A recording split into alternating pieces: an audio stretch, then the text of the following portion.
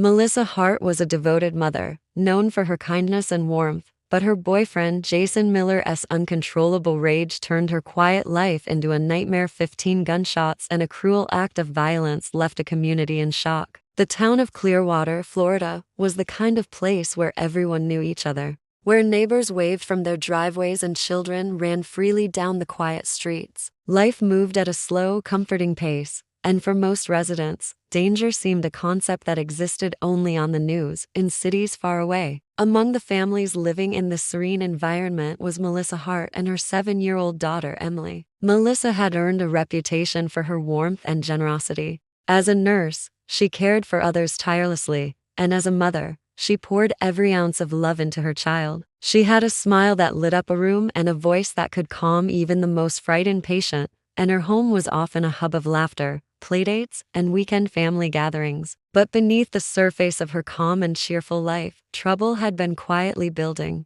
Melissa's boyfriend, Jason Miller, had always been volatile. He was known for sudden bursts of anger, though most people dismissed them as occasional frustration. Those closest to Melissa noticed the tension between them, but few realized just how dangerous it had become. Arguments that once ended in slammed doors and icy silences had started escalating. Neighbors had begun noticing Jason lurking outside her house at odd hours, his expression dark and unapproachable. Melissa, protective of her daughter and wary of judgment, rarely spoke about the disputes that had grown more frequent and intense. The morning of the tragedy began like any other. Birds chirped, mailboxes rattled as the postal worker made their rounds, and Melissa kissed her daughter goodbye before leaving for her shift at the hospital. But something was off. Jason had been agitated for days, his anger simmering just beneath the surface, and that morning, it boiled over. Moments later, the quiet streets were pierced by a deafening series of gunshots. 15 shots rang out,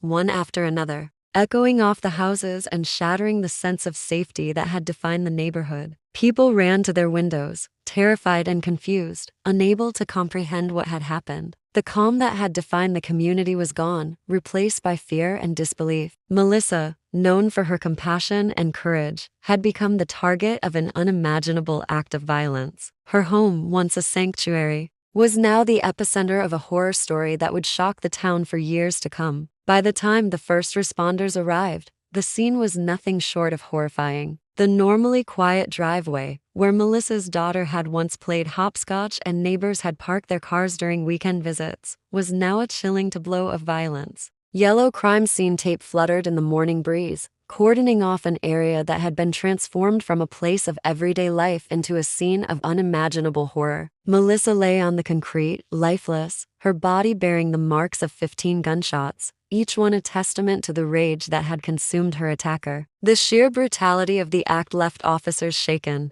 It was clear immediately that this was no impulsive act of anger. The extent of the shooting suggested a ferocity and determination that was deeply disturbing. But the horror did not end there. Witnesses reported a moment that would haunt the neighborhood for months. After firing the fatal shots, Jason Miller had deliberately driven his truck over Melissa's body, leaving deep tire tracks etched into the driveway. The violence of the act was staggering, a deliberate demonstration of anger and control that pushed the boundaries of human cruelty. Emergency personnel and detectives struggled to process the scene. The combination of gunfire and vehicular assault suggested not only a personal vendetta but a level of rage that few could comprehend. Neighbors were in shock, unable to reconcile the man they had waved to on the sidewalk with the figure responsible for such horror. The quiet hum of suburban life had been replaced by sirens, flashing lights, and the hushed whispers of people who no longer felt safe in their own homes. Children were kept indoors,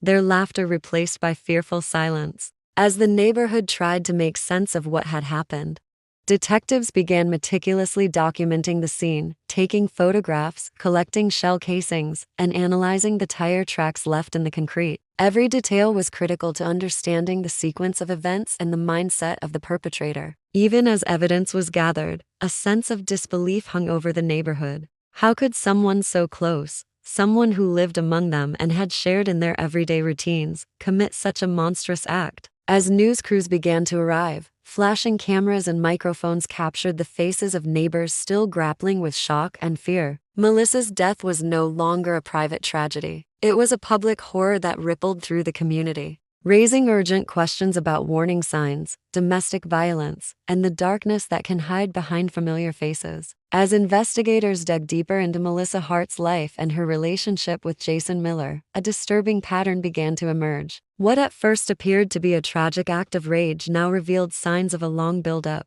A combination of obsession, control, and simmering anger that had gone unchecked for months. Friends and family described Jason as charming in public, but volatile in private. He had always struggled with controlling his emotions, but his aggression had grown steadily more dangerous, especially when it came to his relationship with Melissa. Arguments that might have once ended with a slammed door or cold silence now escalated into prolonged confrontations. Financial stress added another layer of tension. Jason had recently lost a job and resented Melissa for working long hours at the hospital. What began as frustration over practical matters soon spiraled into personal attacks, with Jason seeking to assert dominance and control over every aspect of Melissa's life. Detectives discovered a collection of messages on his phone that revealed a darker side: threats, obsessive tracking of her movements, and evidence that he had monitored her interactions with friends and coworkers. The evidence painted a chilling picture of a man consumed by jealousy and insecurity, willing to escalate conflict to dangerous extremes. Psychologists later described Jason's behavior as indicative of an obsession-fueled rage, a mindset in which the target of his anger became dehumanized. Each argument, each perceived slight added fuel to the fire until it reached an uncontrollable peak. Neighbors recalled moments of tension that, in hindsight, were glaring warnings. Jason standing silently in the shadows outside Melissa's home, his presence unannounced but menacing. Sudden outbursts that startled anyone who witnessed them. The combination of warning signs and premeditation suggested that the attack was not entirely spontaneous. Even with the mounting evidence, investigators were struck by the sheer extremity of the crime. 15 shots fired, followed by the deliberate act of driving over Melissa's body, indicated a level of rage that went beyond anger into something almost unthinkable. It suggested a need to dominate, to punish, and to obliterate any resistance. Experts later emphasized that such acts rarely occur in isolation. There is usually a long history of escalating control, jealousy, and emotional instability. The more detectives learned, the clearer it became that Melissa's murder was the tragic culmination of warning signs ignored and danger underestimated. The events leading up to that morning in Clearwater were a haunting reminder that violence often lurks in the shadows, waiting for the moment when rage overtakes reason. The morning after Melissa Hart's murder, the town of Clearwater was gripped by fear and disbelief. News of the shooting and the brutal act of running over her body spread quickly, carried by neighbors, social media, and local news outlets. Schools locked their doors early, and teachers struggled to explain to frightened children why something so violent could happen in their own community. Parents huddled with their children, desperate to protect them from a reality that had suddenly become terrifyingly close. The sense of safety that had defined the town vanished almost instantly.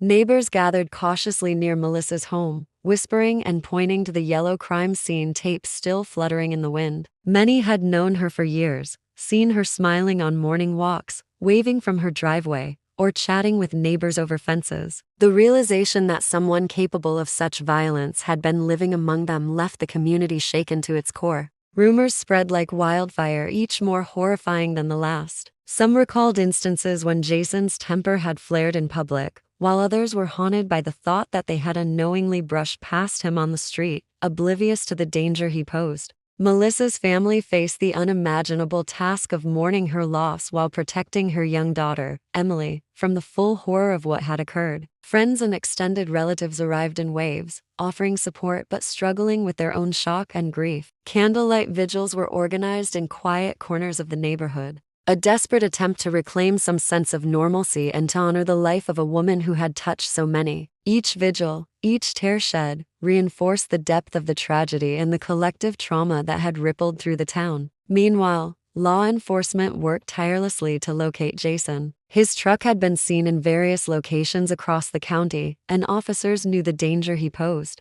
The manhunt cast an additional layer of anxiety over the community as people wondered when or if the perpetrator would be captured. Every passing car, every late-night shadow, was met with suspicion and fear. The crime had not only taken a life, but had fractured the community's sense of trust and security. Families became hyper-aware of the people around them, and neighbors who once exchanged casual greetings now observed each other warily. The horror of what had occurred forced everyone to confront a difficult reality. Extreme violence can erupt anywhere, even in the quietest of towns, leaving devastation and fear in its wake. Clearwater was forever changed, and the memory of Melissa Hart's final moments cast a shadow that would linger long after the crime scene tape was removed. After a tense 48-hour manhunt, law enforcement finally located Jason Miller hiding in a storage unit on the outskirts of Clearwater. Officers approached cautiously, aware of the extreme violence he had already displayed and the unpredictable nature of his rage. He was arrested without resistance, but the relief of capture brought little comfort to Melissa Hart's grieving family. The man who had destroyed their lives was now in custody, but the void left by his actions was impossible to fill.